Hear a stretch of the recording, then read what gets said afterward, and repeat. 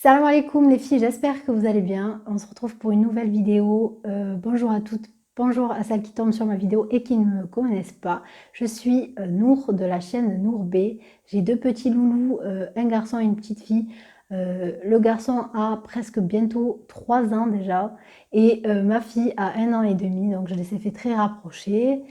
Voilà, voilà. Je filme mon petit quotidien avec eux, mes journées, ceux qui sont galères ou pas. Je partage des bons plans, food, sorties, haul, tout ça, vous allez retrouver sur ma chaîne.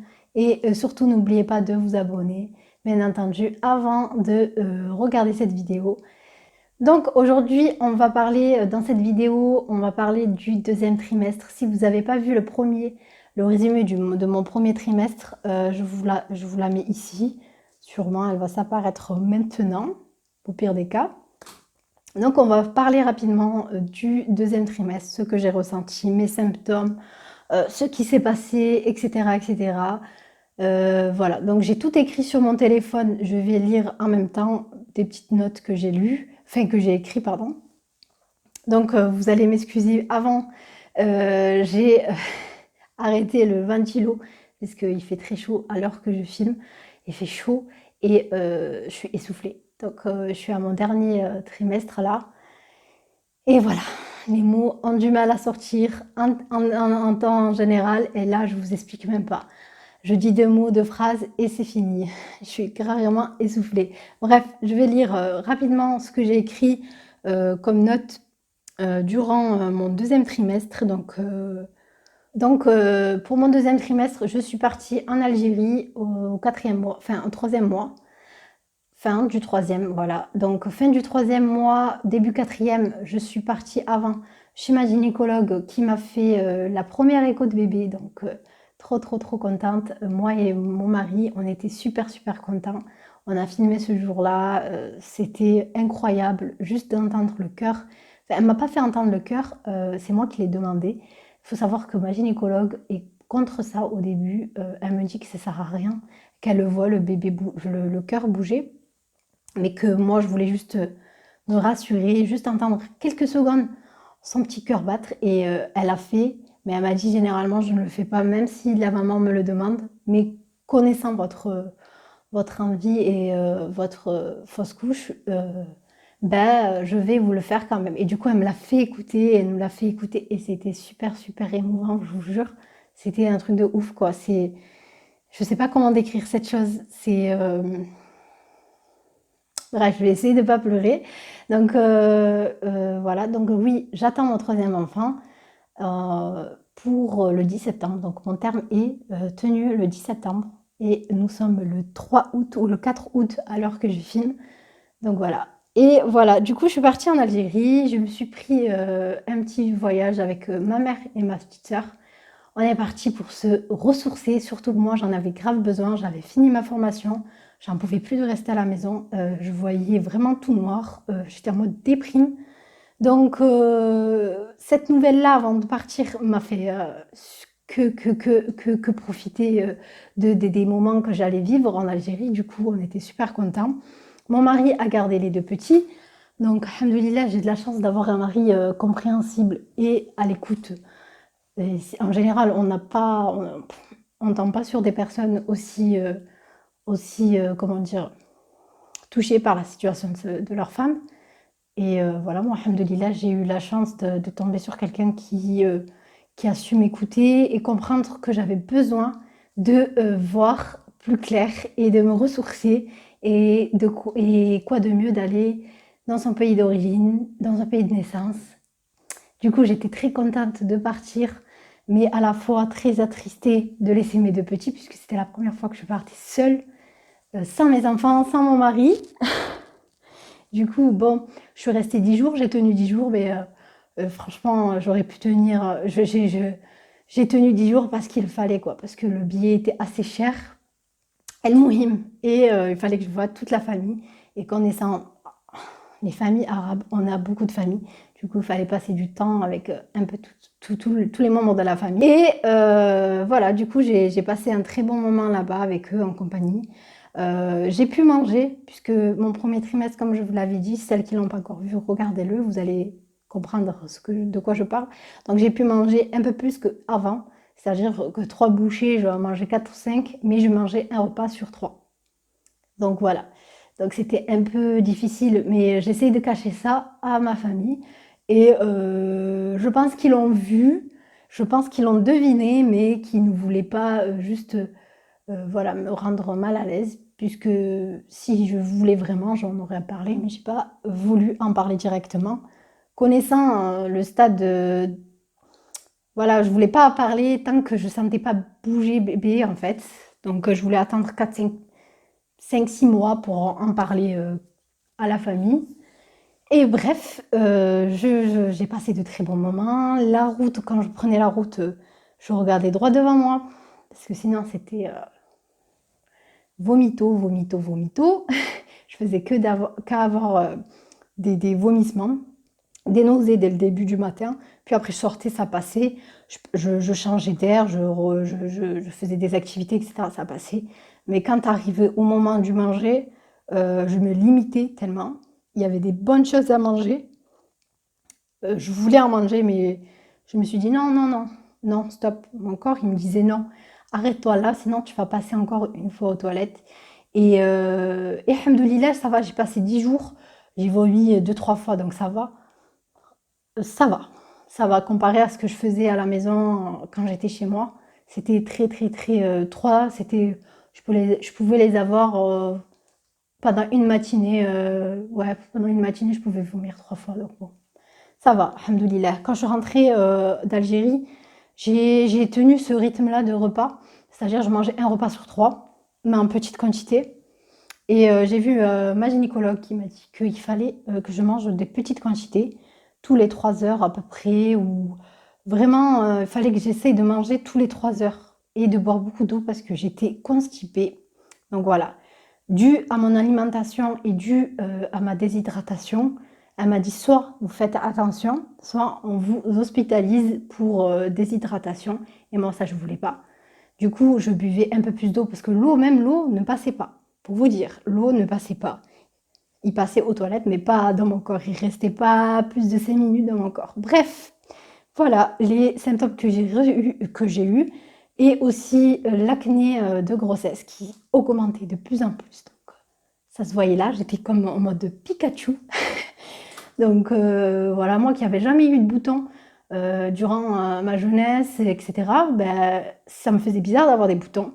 Ça me faisait bizarre qu'ils partaient pas. Je peux en avoir un ou deux ou trois à tout casser, mais pas là. Là, j'avais une colonie et du coup, ça me mettait pas très bien. Mais bon, je me suis dit, on va tenir le coup, c'est que pour 9 mois. Enfin, j'espérais moins, mais bon. Vous allez voir dans la prochaine vidéo que pas du tout. Donc, qu'est-ce que j'ai écrit de plus? J'ai commencé à sentir bébé bouger. Au milieu du 2e trimestre, j'ai commencé à sentir bébé bouger. Donc, ça m'a encore plus rassurée et encore plus apprécié d'être enceinte. Et c'est vraiment là où j'ai apprécié ma 3e grossesse, pour tout vous dire, le tout début. Je ne m'attachais pas du tout à ce bébé. Voilà, je savais que j'étais enceinte, mais sans plus. Et là, j'ai commencé à sentir bébé bouger. Et pour moi, c'était vraiment le symptôme qu'il me fallait, sentir bébé bouger. Et je l'ai ressenti, bébé bouger bien. J'ai eu le sexe affirmé, plus qu'affirmé. Du coup, voilà, j'ai eu le sexe, la nouvelle du sexe et du sexe du bébé. Et voilà. Après, et en fin de 2e trimestre, j'ai eu la sciatique. Donc comme bébé bougeait, plus bébé prenait du poids, puisque moi je prenais un peu plus de poids, un peu plus de faim, je mangeais un peu plus, sauf pendant le ramadan, où j'ai eu un épisode de vomissement à la fin du ramadan. J'ai fait mon ramadan, j'ai jeûné tout le mois, sauf la fin. La fin était très compliquée pour ma part, c'est-à-dire que tout ce que je mangeais, je le vomissais la nuit, et du coup, j'étais pas hydratée. Bébé, et c'était en pleine chaleur, et bébé avait besoin de certaines énergies, et du coup, j'ai arrêté pour ma santé et pour la sienne, puisque moi je tenais pas. Franchement, ma tension était tombée à 9, 8 des fois. Ça variait. J'étais vraiment plus bas et je me suis dit que j'allais rattraper les jours ou bien que j'allais euh, comment dire, nourrir un pauvre durant les jours que je vais rater. Donc voilà. Donc, alhamdoulilah, ce deuxième trimestre, au final, il a bien terminé. Il a un peu mal commencé, mais alhamdoulilah, j'ai eu que des bonnes nouvelles. L'échographie, le sexe du bébé. Je suis allée en Algérie voir ma famille. Et voilà, du coup, là, j'ai pu en parler au fin deuxième trimestre. J'ai pu en parler à mon entourage, à ma famille, leur dire que j'attendais mon troisième enfant et ils étaient très contents pour moi. Tout mon entourage était content pour moi. Voilà, ils avaient juste peur que les enfants rapprochés allaient faire beaucoup, mais bon, voilà, comme c'est un choix de notre part, c'est très bien réfléchi. Du coup, ce deuxième trimestre pour moi a été bien. Mon mari aussi a s'est senti bien. Tout mon entourage s'est bien senti. Et là, j'ai commencé à sortir de la déprime, bien évidemment. J'ai commencé à apprécier ma grossesse, à commencer à réfléchir au prénom, puisqu'on a eu le sexe, etc., etc. Et du coup, voilà, que des bonnes nouvelles. Je ne sais pas vous si vous pensez comme moi, mais moi, je trouve que le deuxième trimestre, c'est soit euh, tu le passes en mode vomito. Pour ma part, c'est un peu comme ça. Soit tu apprécies ta grossesse, tu peux manger ce que tu veux, ça se voit pas. Ah oui, et le ventre ne s'est pas vu, ni au premier trimestre, ni au deuxième, alors que j'avais du ventre. Bon, je peux comprendre, puisque je porte des abayas ou bien des jibeb de taille normale, pas assez large. Du coup, on pouvait... oui, je passais vraiment inaperçu. Les gens ne me croyaient pas quand je disais que j'attendais mon troisième enfant. Donc, jusqu'à, vous allez voir dans la prochaine vidéo, vous allez voir, je vais en parler, Inch'Allah. Donc voilà, donc le bidon ne se voyait pas parce que je portais des vêtements larges, mais à la maison, il se voyait, mais très très peu. À ce stade-là de 6 mois à peu près, il commençait à se voir, mais que pour nous, quoi. En fait, donc je ne savais pas si ça fallait m'inquiéter ou pas. Je me suis assez inquiétée durant les deux trimestres. Je me suis dit, c'est bon, il va prendre du poids, il va grossir. Ça, c'est autre chose, quoi. Enfin, je me prends pas la tête, je profite de ma grossesse. Vraiment, ça, c'était le mot du deuxième trimestre. Il fallait profiter de ma grossesse et apprécier le bébé qui allait arriver, Inch'Allah. Voilà, j'ai commencé à réfléchir à quand est-ce qu'on commençait à préparer l'arrivée de bébé, commencer à parler avec les petits qu'on avait à la maison, mes enfants, leur dire que j'attendais un enfant, leur montrer mon ventre, leur dire il faut faire un bisou, c'est un bébé, tout ça. Bref, c'était que des bons moments, de la joie. Eux, ils venaient, ils me tapaient le ventre, ils me faisaient des bisous de temps en temps. Mais voilà, ils sont pas trop au courant qu'on va attendre un troisième bébé, qui vont être grands frères et grandes sœurs. Du coup, Raihana sera plus la petite dernière. C'est fou, quoi. Enfin, c'est, ouais, je suis trop contente. Donc voilà, j'espère vraiment que vous passez un bon deuxième trimestre, celles qui sont au deuxième trimestre. Et que celles qui attendent encore d'avoir un enfant, je vous le souhaite du fond du cœur, qu'Allah vous accorde une descendance pieuse et en bonne santé surtout. Et voilà, ne vous inquiétez pas, chaque chose arrivera à son temps, il faut juste faire confiance en Dieu, c'est le meilleur garant. C'est la seule personne que vous devez faire vraiment confiance et placer votre confiance qu'en lui. Vraiment, pour le coup, j'ai eu une fausse couche en mois de septembre dernier et j'accouche au mois de septembre. Donc pour vous dire que Allah, il vous met des choses, ce n'est pas pour rien. Ne vous inquiétez pas, il faut juste patienter et voilà. Donc courage à vous, celles qui ont du mal à avoir des enfants. Et je vous donne plein de courage, plein de bonnes ondes et qu'Allah vous facilite vraiment, vraiment. Et celles qui sont en plein deuxième trimestre, courage parce que le rêve va bientôt se terminer au troisième. Vous allez m'en dire des nouvelles. Dites-moi aux commentaires à quel stade vous êtes durant votre grossesse, si vous avez ressenti les mêmes symptômes que moi ou pas. Et voilà, donc je vous dis à très bientôt. N'oubliez pas de liker cette vidéo, de vous abonner si vous tombez sur ma chaîne par hasard. Et je vous dis à très bientôt. Assalamu alaikum, à la prochaine, Inch'Allah.